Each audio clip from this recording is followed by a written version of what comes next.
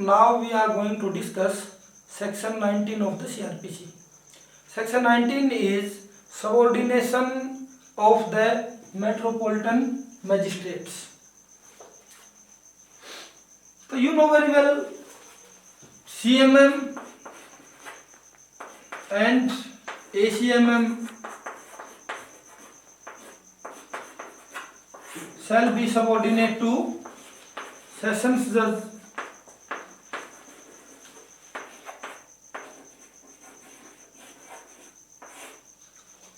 Chief metropolitan magistrate और additional chief metropolitan magistrate जो है वो सेशंस जज के सबऑर्डिनेट होंगे और जो अदर मेट्रोपॉलिटन मजिस्ट्रेट्स हैं they shall be subordinate to chief metropolitan magistrates. Other metropolitan magistrates shall be subordinate to chief metropolitan magistrate. Now, other metropolitan magistrate जो chief metropolitan magistrates के subordinate होंगे वो वहाँ एक qualification है and that qualification is subject to the general control of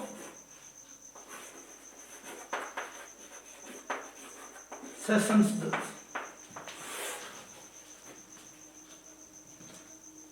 Other metropolitan magistrates shall be subordinate to chief metropolitan magistrate but subject to the general control of the sessions judge. ये qualification है. General control किसका होगा? Sessions जज का होगा. Otherwise other metropolitan magistrates chief metropolitan magistrate के subordinate होंगे. Second is the high court में, अगर हाई कोर्ट चाहे for the purposes of this code, इस कोड के उद्देश्यों की पूर्ति के लिए define the extent of the subordination if any, अगर हाई कोर्ट चाहे तो ये डिफाइन कर सकता है इस कोड के लिए सबऑर्डिनेशन को. जो किसकी सबऑर्डिनेशन को? Of the additional chief metropolitan magistrate to the chief metropolitan magistrate. देखिए हमने फर्स्ट सबसेक्शन में पढ़ा कि chief metropolitan magistrate CMM and ACMM shall be subordinate to sessions जज. The CMM and every ACMM shall be subordinate to the sessions judge. लेकिन subsection 2 कहता है कि अगर हाई कोर्ट चाहे तो इस ACMM को CMM के सबऑर्डिनेट कर सकता है या उसकी सीमाएं निर्धारित कर सकता है कि ACMM अगर CMM के सबऑर्डिनेट होगा, उसके अधीनस्थ होगा, तो उसकी लिमिट्स क्या होंगी, कितना नीचे रहकर उससे काम करेगा, उसकी सबऑर्डिनेशन की लिमिटेशन क्या होंगे, एक्सटेंट कहां तक वो उसके सबऑर्डिनेट होगा. इफ एनी, देखिए यहां एक वर्ड यूज हुआ है इफ एनी. इफ एनी का मीनिंग क्या है? इफ एनी का मीनिंग ये है कि ये हाई कोर्ट की डिस्क्रेशन है और जब डिस्क्रेशन हाई कोर्ट अप्लाई ना करे तो हाई कोर्ट को एक डिस्क्रेशन है अंडर सबसेक्शन 2, और अगर हाई कोर्ट अपनी डिस्क्रेशन को, इस पावर को एक्सरसाइज ना करे तो उस केस में CMM and ACMM shall be having equal judicial powers. CMM और एसीएमएम की पावर्स इक्वल होंगी, meaning thereby ACMM CMM के सबऑर्डिनेट नहीं होगा.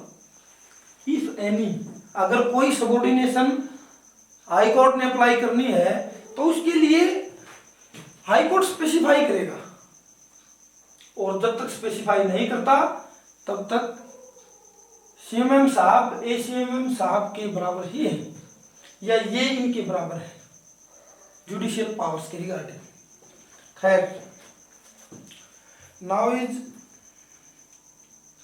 Subsection 3. The chief metropolitan magistrate में, नॉट सेल। वैसे आप ध्यान दें, what could have been the effects if the word shall is used at the place of may. The chief metropolitan magistrate shall from time to time make rules or give special orders। अगर shall word का यहाँ मे की जगह use किया जाए तो क्या फर्क पड़ सकता है? What could have been the effect? क्या फर्क हो सकता था? आप इसके ऊपर चर्चा करें, विचार करें। लेकिन यहाँ वर्ड मे यूज किया गया है, CMM may, from time to time, समय समय पर, मेक रूल्स, रूल बना सकता है या कोई स्पेशल ऑर्डर दे सकता है, लेकिन क्वालिफिकेशन है कंसिस्टेंट विद दिस कोड। अगर कहीं स्पेसिफिकली CMM को कोई पावर है तो वो कोई स्पेशल ऑर्डर देकर या कोई बिजनेस अलोकेट करके ACMM को वो पावर अलॉट नहीं कर सकता, क्योंकि that is not inconsistent with this code. वो कोड के कंसिस्टेंट नहीं होगा। जहां स्पेसिफिकली किसी एक्ट में CMM मेंशन है कि ये पावर CMM को है, तो उस केस में if he allocates the power, तो that is not in consistency with this code. खैर, the chief metropolitan magistrate may from time to time make rules और give special orders consistent with this code as to the distribution of business among the metropolitan magistrates. Metropolitan magistrates के बीच जो business allocate करना, उसके regarding कोई order दे सकता है या कोई रूल बना सकता है। And distribution of business among the metropolitan magistrates and as to allocation of business to an ACMM, additional chief metropolitan magistrate, या बिजनेस एलोकेट कर सकता है एडिशनल चीफ मेट्रोपॉलिटन मैजिस्ट्रेट को। Now we are going to discuss a case law. अब हम एक case law की चर्चा यहां करेंगे। तो वो केस लॉ क्या है? The name of the case is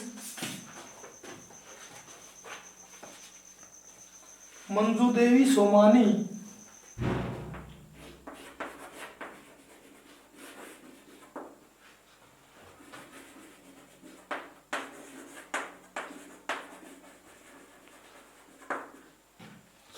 versus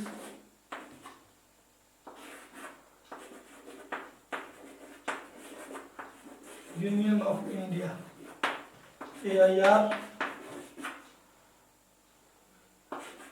2013, Gujarat, DB stands for division bench। इस division bench stands for, you know very well that two judges were there while deciding this case। division bench, दो जजों की bench को division bench कहा जाता है। you know these trivial things very well। छोटी बातें हैं, हम रिवाइज भी करेंगे और आप जानते भी हैं। खैर, in this case you might have read Sarfasi Act।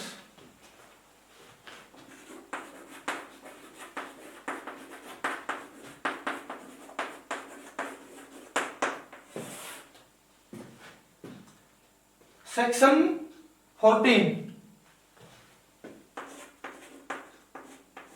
Of the SARFAESI act, यहां कुछ पावर्स हैं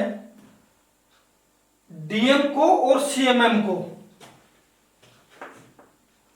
DM and CMM, district magistrate and chief metropolitan magistrates को, कि वो सिक्योर्ड क्रेडिटर की सिक्योर्ड प्रॉपर्टीज को अटैच करने में या उनको पोजेशन दिलाने में DM और CMM हेल्प करेंगे। इस तरह का ये प्रावधान है सेक्शन 14 सरफासी एक्ट। तो यहां इस केस में क्वेश्चन अराइज हुआ कि यहां जो लिखा है कि as to allocation of business to and ACMM, यहां सेक्शन 14 में सीएमएम साहब ने अपनी पावर अंडर सेक्शन 19 एक्सरसाइज करते हुए बिजनेस जो सीएमएम को करना चाहिए था वो अलोकेट कर दिया एसीएमएम को। ये अंडर सेक्शन 14 पावर सीएमएम साहब को है, सेक्शन 19 का यूज किया और जो बिजनेस सीएमएम को करना चाहिए था वो अलोकेट कर दिया एसीएमएम साहब।